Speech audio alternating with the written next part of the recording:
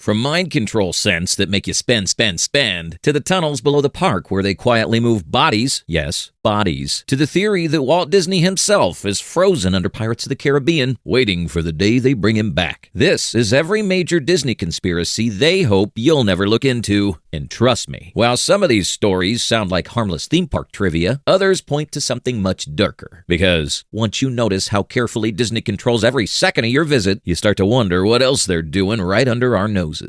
Speaking of noses, we'll start with that theory. They call them smellitizers, tiny vents hidden in storefront windows, flower beds, even fake brickwork. I've been doing my research. Each one releases a cocktail of synthetic aromas designed to hit your brain harder than natural scents ever could. Some claim they contain trace amounts of vanillin to trigger childhood nostalgia, citrus molecules to energize crowds, and warm croissant smells in the air to stimulate hunger. In other words, not random smells. Targeted emotional cues. And here's the unsettling part. You don't notice the smell changing your behavior. That's the point. You slow down. You smile more. And the next time you look in your wallet, there's no cash. Just 74 receipts with a Mickey Mouse flipping you off. These smellitizers also calm you down during peak crowds. They're controlling us like a puppet. You. I definitely didn't buy a life-size Incredible Hulk 2 months ago. If a place can guide thousands of people using invisible chemicals, what else could it influence without anyone ever realizing? And that brings us to the next theory, the fake wait time manipulation. I have a reliable source that tells me Disney inflates the posted wait times on purpose to push you suckers towards buying the fast passes or lightning lane upgrades. A ride that shows an hour-long wait might actually take 20 minutes. And the mismatch convinces people the only way to save their day is to pay extra. Think about it. It's genius. An evil kind of genius. But the deeper you go, the more you notice. The park watches how you move. And beyond that, it watches how you pause, too. That's where the bathroom signal theory kicks in. The belief that Disney intentionally kills phone reception the moment you step into a restroom. Outside, your phone is flawless. 5 bars, full data, uninterrupted Taylor Swift. Step through the doorway, dead. 0, and no mare shaking it off. It's way too precise to be an accident. They're forcing you to take care of business, wash your hands, and step outside as quickly as you can. Now, some logical people would say things like, thick walls, older buildings. If that were true, why does it happen in multiple bathrooms across both parks, yet nowhere else with heavy concrete? I'm telling you, it's part of Disney's larger behavioral loop of manipulation. Remove distractions, keep foot traffic flowing, reduce downtime, and nudge visitors back toward the shops, the churros, and the lines that lead to even more impulse purchases. All right, deep breath, because we're walking into the theory people get nervous about. The idea that Walt Disney himself, the man behind all this, is cryogenically frozen beneath Pirates of the Caribbean. Now, before you laugh this one off, listen to my research. The timing of Walt's death, plus secrecy around his funeral, and the fact that no burial has ever been publicized is all sus already. But this is where it really gets spooky.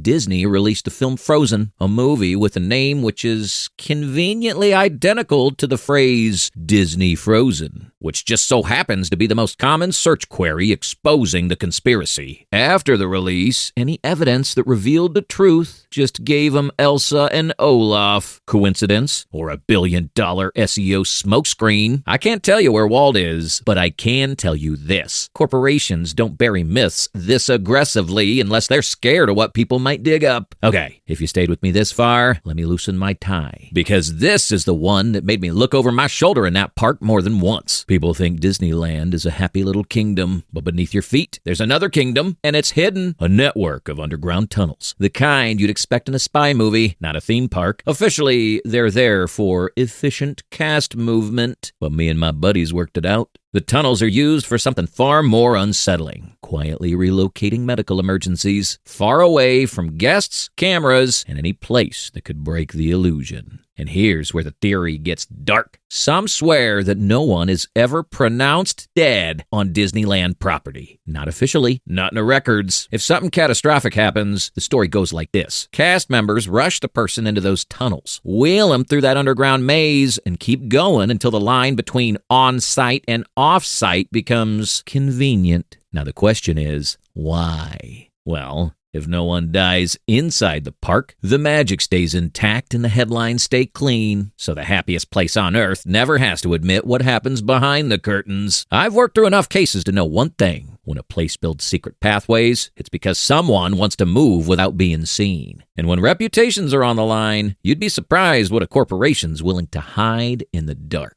All right, lean in for this one, because it's the first time in my career that a glass of water made me file a report. Visitors swear the fountains taste off. Too metallic, too heavy, too something. A couple of brave souls even brought their own TDS meters, and the numbers they got back? Higher than the tap water outside the park. Higher than the stuff you'd get from a cheap motel sink. Higher than anything Disney should be proud of. Now, Disney would tell you it's safe, filtered, within normal range. But when testers point their meters at the ride Water, the murky, swirling stuff under Pirates, Small World, Jungle Cruise, the readings spike even more. And here's where the paranoia kicks in. Someone on the inside told me Disney wants the water to look that way. The dark color, the thick feel, the unnatural opacity makes it magical, mysterious, and theatrical. But a few people whisper something else, that the murkiness hides what's really in there. Old coins, ride debris, oil,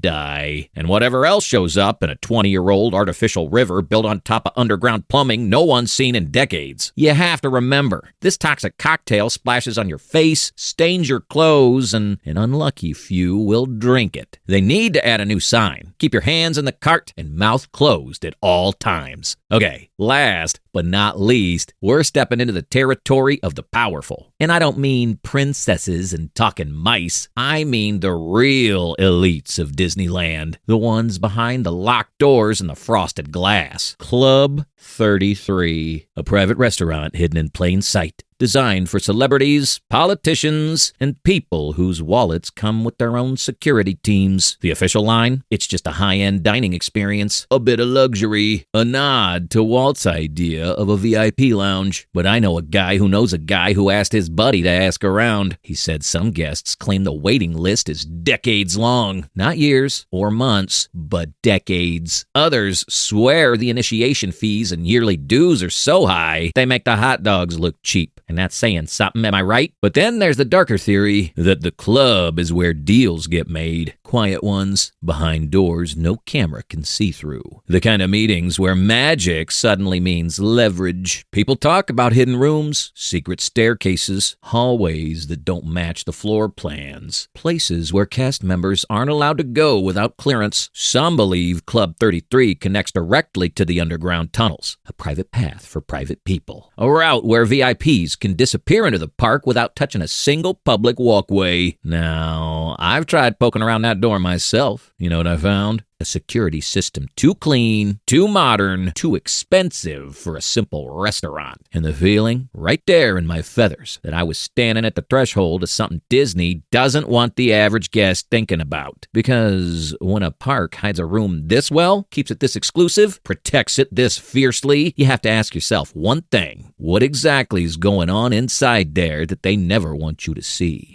All right, I've said too much. I need to go. But if there's one question this little investigation got you asking, I hope it's, what other empires are hiding things from you? Some conspiracies don't begin in theme parks. They began thousands of years ago. Find out what they don't want you to know in my next video.